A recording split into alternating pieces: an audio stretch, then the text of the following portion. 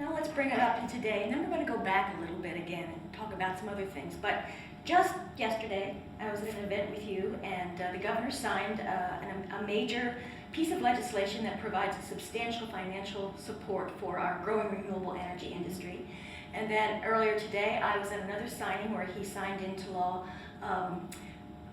legislation that will ensure that we use some more and more homegrown transportation fuels in Pennsylvania.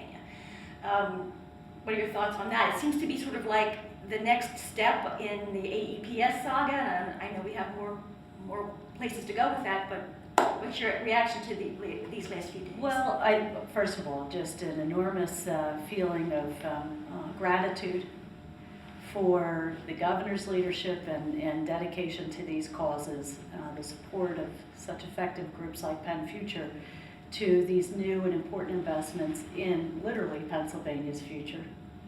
Let's talk about the fuels legislation. As you said, it will have us use renewable fuels instead of petroleum products and fossil fuels that have been the predominant, in fact the only game in town with respect to transportation related energy, with all of the greenhouse gas and other pollution that comes with that. There's so many side benefits that will come from that legislation. And to take just one, citizens of Pennsylvania have spoken with their pocketbooks and their wallets to reach deep to try desperately to preserve farmland and open space in our state that's still known for our green rolling hills and our rural character, especially in the central part of the state that's just so beautiful. And many communities lament that they see so much of that land gobbled up. We do lose so many acres that is some prime farmland. Right now, we're the leading state in the nation in terms of our investment in open space and farmland preservation. Yet with all of those millions, really hundreds of millions of dollars that we've spent, we still lose 3 acres of farmland for every one we succeed in preserving. So I think that where that brings us is, how about if we provide our farmers some new and additional opportunities to generate income, to have new businesses that they can run and succeed in so that they can keep those farms in business. And that effect will be so important for our environment as well, not just in keeping Pennsylvania beautiful, but in the habitat, the open space, the water quality, the riparian values that those farms help to safeguard. Let's go back to when you first came to Harrisburg. You know, what you stepped into it, and I don't know if you fully knew. It's a good phrase. If you fully sort of knew what it was going to be. It was a very partisan atmosphere. Harrisburg is a very partisan atmosphere. And I think that you got a baptism by fire in your first confirmation hearing. Can you talk about that experience? Well, let's see. It was certainly a mixed experience because on the one hand, there was quite a chorus of anyone who worked for Bill Clinton can't represent real Pennsylvania values and must be out of the mainstream. And that was a chorus that I heard. It was a surprising one to me. It's a remarkable thing that having a resume, having worked for the President of the United States, can be somehow work against you, but you go ahead. It's just an observation. It took me back a little bit as well, and I think as we've heard the refrain in the campaign, geez, you might think what you think about those years, but what was wrong with peace and prosperity anyway?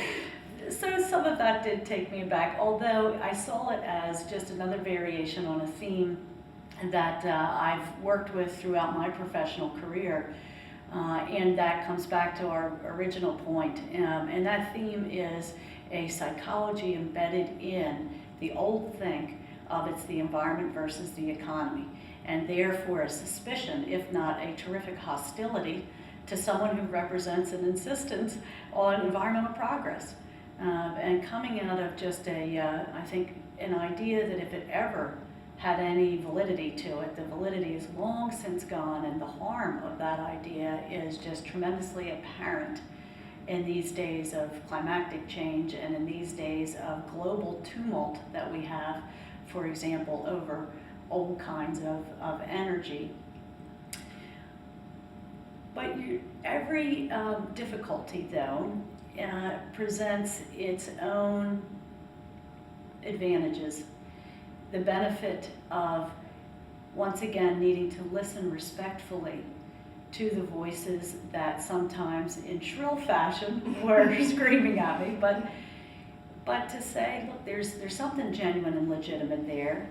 And it pushed me, I think, to be even more creative, even more determined to find an approach to environmental challenges that could have more broad-based appeal. And I think you and I both reached the conclusion that 1,000 words, a single reality doesn't match. And just, we moved as quickly as we could from the theory and the battle of, yes it does, no it doesn't, in terms of the environment can be good for the economy, to let's get the first factory built. Let's make those wind turbines. Now let's make biofuels, let's make solar panels. And it's interesting to me that the hot rhetoric goes away the first time that legislator walks in the doors of that factory and sees the hundreds of people with very good jobs. Now, the successes that we were proud to work with you with, like on Mercury in cars and the AEPS, would have seemed to set you up for a second term in a very smooth confirmation.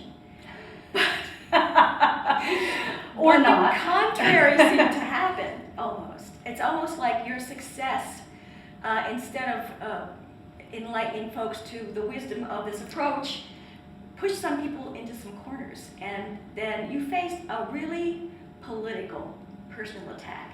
Can you share with us how you felt about that, how that experience shaped you? And for a person whose whole life has been about public service and who puts a premium on integrity above all else, it was a very unpleasant, to say the least, and disturbing experience. I think that I've become toughened to things politics, but I've never become toughened to things purely personal. And I hope I never do, because it has no place in our civic life together. And it is acid on the fabric of our country's soul and spirit. So I guess it was not a pleasure at all to go through, but I would be even more upset, I think, if somehow it wasn't bothersome to me anymore, because we should all be bothered by that kind of base attack. Having said all of that, you have to look at the numbers too. So while there are a couple relatively loud complainers, the numbers were even more votes in my favor, and only a couple of 3 people who decided not to be supportive of me. And so I think actually the more true statement is that I have felt personally very supported across the aisle.